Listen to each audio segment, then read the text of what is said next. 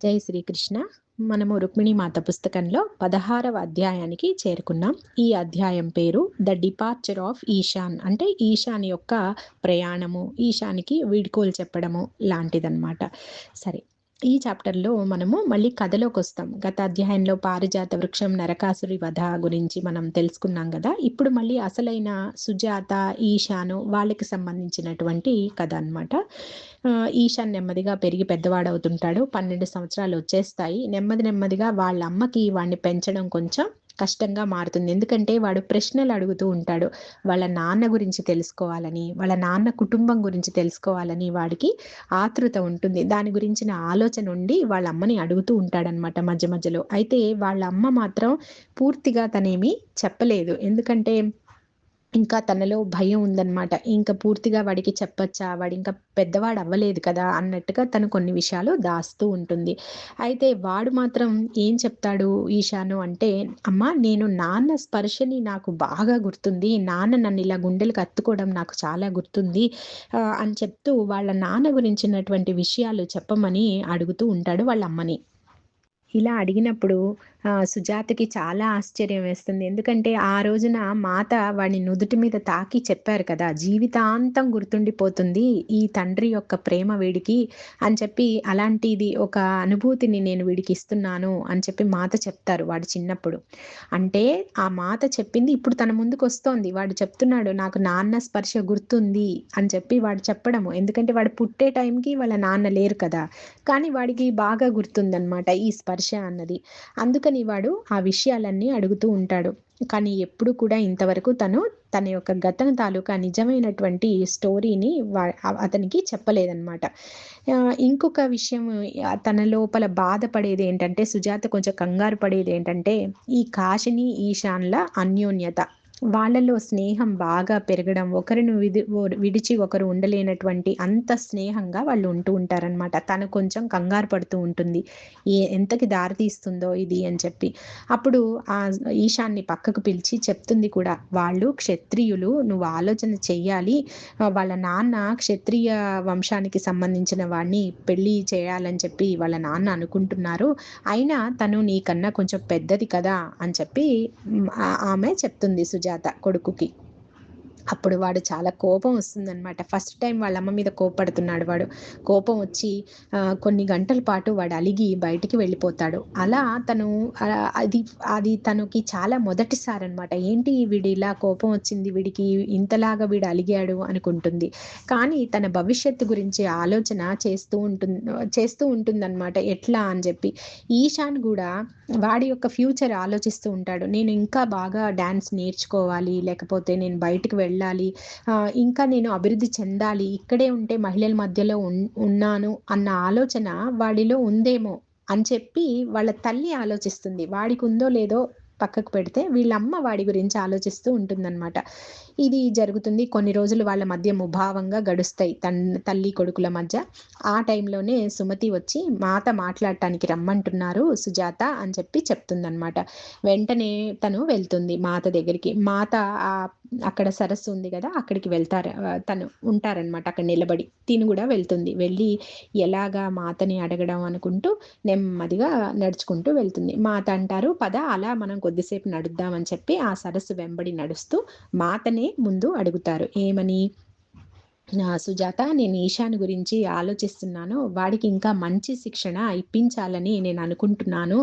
సుభద్ర, అంటే అర్జునుడి భార్య, సుభద్ర ఎలాగూ ఇంద్రప్రస్థలో స్థిరపడింది చక్కగా. చాలామంది కళాకారుల్ని ప్రోత్సహిస్తుంది. సంగీత విద్వాంసుల్ని, నృత్య కళాకారుల్ని అందరినీ ఎక్కడెక్కడి నుంచో మంచి మంచి నైపుణ్యం ఉన్న వాళ్ళందరినీ కూడా తను పిలిచి వాళ్ళకి అన్ని రకాలటువంటి వసతులు ఏర్పరుస్తోంది. వాళ్ళకి చాలా ప్రోత్సహిస్తోంది. అక్కడ ఎక్కడి నుంచో వచ్చిన ఒక వృద్ధ దంపతులు ఉన్నారు. వాళ్ళు చాలా దయార్ద హృదయులు. వాళ్ళు చాలా డాన్స్‌లో చాలా మెళకువలు నేర్పిస్తున్నారు. వాళ్ళకి పిల్లలు లేరు. నేను వాళ్ళతో మాట్లాడాను. చాలా మంచి దంపతులు. అక్కడికి ఇంద్రప్రస్థకి ఈశాన్‌ని పంపాలని వాళ్ళ దగ్గరికి నేను అనుకుంటున్నాను. వాళ్ళ సంరక్షణలో ఈశాను ఇక ముందు మెళకువలు నేర్చుకుంటాడు. అతనికి అది ఒక మంచి వాతావరణాన్ని ఇచ్చినట్టవుతుంది. ఒక మంచి ప్రేమ కూడా వాడికి దక్కుతుంది. ఏమంటావు అని చెప్పి సుజాతని అడుగుతుంది మాత. అంతా బాగానే ఉంది. తనకు కూడా భవిష్యత్తు భయంగా ఉంది గదా! తన కొడుకు భవిష్యత్తు మీద. కాబట్టి తను ఓకే అనుకున్నట్టుగా ఆ మాత వైపు చూస్తూ, "నేను కూడా వెళ్ళాలా?" అని అడుగుతుంది. అప్పుడు మాత అంటారు, "అది నీ ఇష్టం. నువ్వు వెళ్ళాలనుకుంటే వెళ్ళు. కానీ నా నా ప్రకారం ఏంటంటే, నువ్వింకా ఇక్కడే కొన్ని రోజులు ఉంటే మంచిది. వాడిని పంపిద్దాం ముందు. కానీ నువ్వు అంతగా వెళ్ళాలనుకుంటే పంపిస్తాను" అని చెప్పి మాత అంటారు. అప్పుడు సుజాతకి తన ఆలోచన ఏంటంటే తనకి వెళ్ళాలని లేదు. ఇక్కడ మాతని, ఇక్కడ వాతావరణాన్ని తనకిక్కడ చాలా ఒక సంరక్షణ సెక్యూర్డ్‌గా ఉందన్నమాట. చాలా రక్షణగా ఉంది తను. బయటికి వెళ్ళాలంటే తనలో ఇంకా భయం ఉంది. అందుకని లేదు మాత నేనిక్కడే ఉంటాను. మనము ఈశాన్‌ని పంపిద్దాము అని చెప్పి అంటుంది. తర్వాత ఇంకా తన కొడుకు ఇంకొక దగ్గరికి వెళ్ళినప్పుడు వాడే చక్కగా బంధం ఏర్పరచుకోవడం, వాళ్ళందరితో స్నేహంగా మెలగడం, వాడికి వాడు నేర్చుకోవాలి, వాడికి వాడు ఎదగాలి అని చెప్పి తన ఆలోచన కూడా ఉందన్నమాట. అందుకని తను అంగీకరిస్తుంది. మాత చెప్పిన సూచనకి తను అంగీకరించింది. అప్పుడు మాత అంటారు, "సుజాత నువ్వు ఇది సరైన సమయం. నువ్వు నీ కొడుకుకి నీ మనసులో ఉన్నటువంటి ఆ యొక్క బాధని చెప్పేసేయి. మనం ఎందుకు వెళ్ళలేకపోతున్నాం, ద్వారక బయట ప్రపంచంలోకి మనం ఎందుకు వెళ్ళలేకపోతున్నాము అన్న ఆ యొక్క విషయాన్ని వాడితో నువ్వు పంచుకో. వాడిప్పుడు అర్థం చేసుకోగలడు. ఎంతవరకు చెప్పగలవో అంతవరకు నీ హృదయంలో ఉన్నటువంటి నిజాన్ని వాడికి నువ్వు పంచుకో వాడితోటి. అది చెప్పేసేయి" అని చెప్పి మాత చెప్తారు. తనకక్కడ ఇంకా కన్‌ఫ్యూజన్ పోతుందనమాట. సుజాతకి చెప్పాలా? వద్దా? అన్న కన్‌ఫ్యూజను మాత వెంటనే చాలా తేలికగా చెప్పు అని చెప్పేటప్పటికి తను చాలా రిలీఫ్ ఫీల్ అవుతుందనమాట. అయితే మరి నువ్వు కలుసుకుంటావా దంపతుల్ని అని అడుగుతారు మాత. అప్పుడు తనంటుంది, లేదు లేదు నేను ఇప్పుడు మీరు చూసారు గదా! మీరు మంచివాళ్ళే అని చెప్తున్నారు గాబట్టి నేనేం కలుసుకోక్కర్లేదు అని చెప్పి పర్లేదు మాత నేను కలుసుకోవసరం లేదు అని చెప్పి తనంటుంది. అన్నాక మాత సరే అయితే తొందరలో మనం పంపిద్దాము అని చెప్పి మాత అంటారు. అప్పుడు సుజాతకి వెంటనే కాశిని గుర్తొస్తుంది. మాతతో అంటుందనమాట మెల్లగా, "కానీ అతనికి ఇదే ఫస్ట్ టైము నన్ను వదిలి వెళ్ళడము. అదే కాదు కాశినిని వదిలి వెళ్ళడం కూడా చాలా కష్టము ఈశాన్‌కి" అని చెప్పి మాతతో అంటుంది. అప్పుడు మాత ప్రశ్నార్థకంగా కాశిని అంటారనమాట. అప్పుడు సుజాత చెప్తుంది, "అంబ కూతురు కాశిని ఉంది కదా! వారిరువురు చాలా స్నేహంగా ఉంటారు.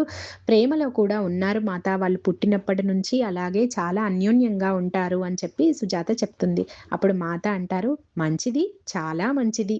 కానీ ఇప్పటికిప్పుడు వాళ్ళు విడిపోవలసిందే. మళ్ళీ భవిష్యత్తులో ఆ కాలం నిర్ణయిస్తుంది వారెప్పుడు కలవాలో" అని చెప్పి మాత చెప్తారనమాట.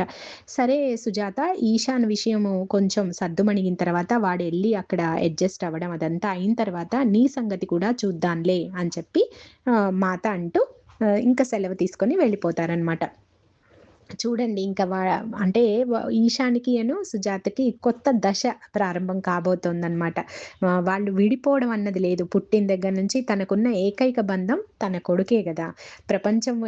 ప్రపంచంతో సంబంధం లేకుండా కొడుకే లోకంగా తాను బతుకుతోంది. ఇప్పుడు ఆ కొడుకుని వాడి అభివృద్ధి కోసం తను పంపించాలని తను నిర్ణయించుకుంది. కానీ తన లోపల మాత్రం చాలా బాధ, భయము రకరకాలుగా తనకి ఆలోచనలు ఎన్నో ఉన్నాయి. ఇంకా ఇందులోనే మళ్ళీ మాత పట్ల ఆమె యొక్క ప్రేమ ఇంకా రెట్టింపవుతుంది. మాత ఎంతలా ఆమె మీద ఎన్ని బాధ్యతలుంటాయి. రాజ్యానికి సంబంధించిన విషయాలు చూసుకోవాలి. ఎన్నో అభివృద్ధి కార్యక్రమాలు చేయాలి. ఇన్ని విషయాలున్నా తన వ్యక్తిగతాన్ని కూడా మాత పట్టించుకొని, ఈ చిన్న చిన్న సమస్యలు కూడా ఆమె సలహాలిస్తూ మనల్ని ముందుకు తీసుకెళ్తున్నారే అంటూ మాత మీద ఎనలేని ప్రేమ, కరుణ అంటే ఆ యొక్క కరుణకి తను కరిగిపోతుందనమాట. ఆ ప్రేమకి. తర్వాత మళ్ళీ తన ఆలోచనలు పడుకునేటప్పుడు అలా పడుకోగానే తనని చుట్టుముడతాయి. అమ్మో! నా బిడ్డని నేను వదలాలి కదా! ఎందుకు ఇలాగా అంటే పంపించడం కరెక్టేనా? ఇట్లా మనం ఆలోచించినట్టే తను కూడా చాలా రకాల ఆలోచనలు వస్తూ ఉంటాయన్నమాట తనకి. సరే. ఇంతలోకి తను ఈ ఆలోచనలతోటి మళ్ళీ మాత గుర్తొచ్చి, మాత మీదటువంటి ప్రేమతోటి కళ్ళ వెంబడ నీళ్లు కారుతూ ఉంటాయి. అప్పుడు వాళ్ళ కొడుకొస్తాడనమాట. ఈశాన్ ఒస్తాడు. వచ్చి అదంతా గమనించి అనుకుంటాడు. అమ్మతోటి అంటాడనమాట వాళ్ళ అమ్మతోటి, "అమ్మా నేను నీకు ఇబ్బందిని కలిగించానా?" అని చెప్పి. అంటే లేదు లేదు నేను మాతని కలిసొస్తున్నాను అని చెప్పి తను జరిగినదంతా చెప్తుందనమాట. చెప్పి అప్పుడు తను చెప్తుంది తన మనసులో ఉన్నటువంటి ఆ యొక్క నిజం చెప్తుంది. ఎందుకు ద్వారకలో మనం ఉండట్లేదు, మీ నాన్నగారు ఇలా అయ్యారు. ఈ కథంతా తను తన కొడుక్కి ఫస్ట్ టైము చెప్తుంది. అప్పుడు కొడుకు అడుగుతాడనమాట.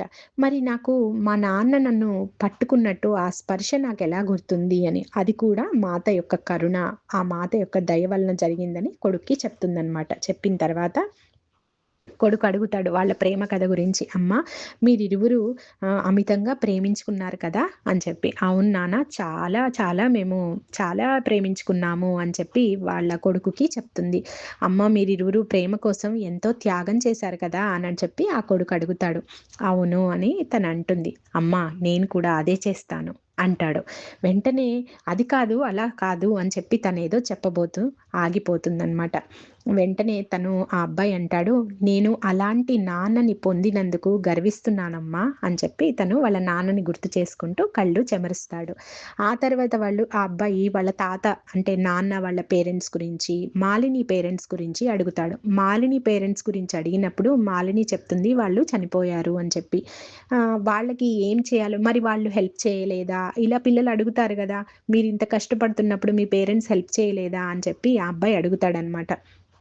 అప్పుడు తను చెప్తుంది. నా పేరెంట్స్ ఏమో ఏమీ చేయలేని పరిస్థితుల్లో ఉన్నారు. వాళ్ళు చనిపోయారు కూడా ఆ తర్వాత అని చెప్పి ఉద్ధవ్ వాళ్ళ పేరెంట్స్ నేను అసలింక నిన్ను చూడలేదు. నువ్వున్నావని కూడా మీ నాన్నగారు వాళ్ళ నాన్న, అమ్మకి తెలియదు అని చెప్పి ఇంకా నువ్వు కాబట్టి నువ్వెక్కడికి వెళ్ళినా ఈ విషయాలు ఎవరితోనూ చెప్పొద్దు.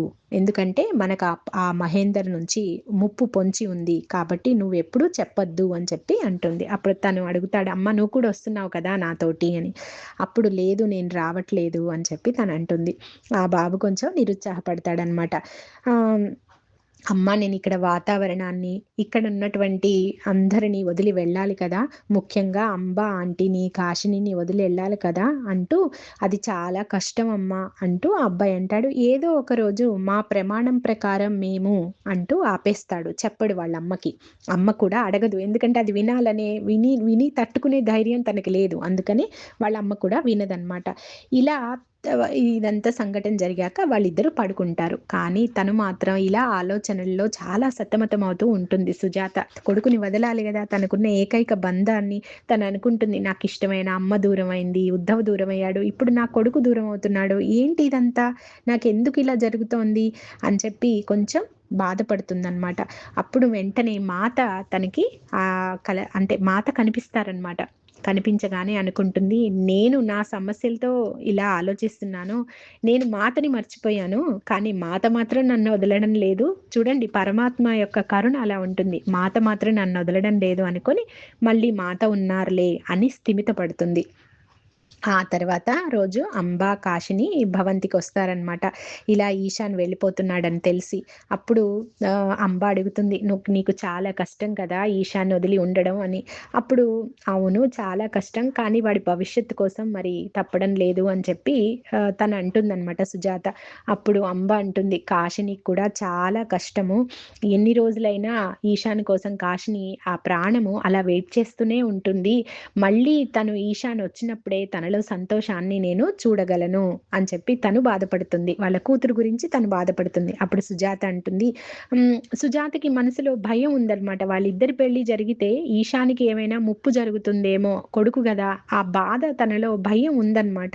అందుకని సుజాత అంటుంది ఆ ఉద్దేశంతో, బహుశా వారిరువురు విడిపోవడమే మంచిదేమో, ఈ బంధం వల్ల ఇంకా ఏం జరగకముందే వాళ్ళు విడిపోవడం మంచిది అంటుంది సుజాత. అప్పుడు అంబ అంటుంది, "నువ్వనుకుంటున్నావా?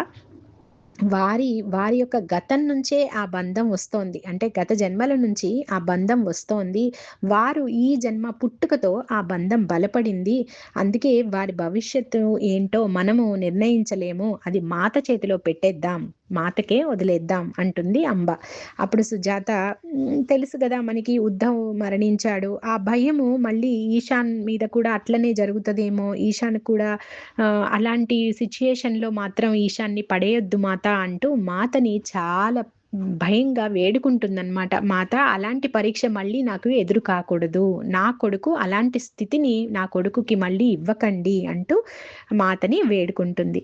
ఇది మనకి ఈ అధ్యాయం ఇంతటితో అయిపోయింది. నెక్స్ట్ దాంట్లో మళ్ళీ కలుద్దాం. జై శ్రీకృష్ణ.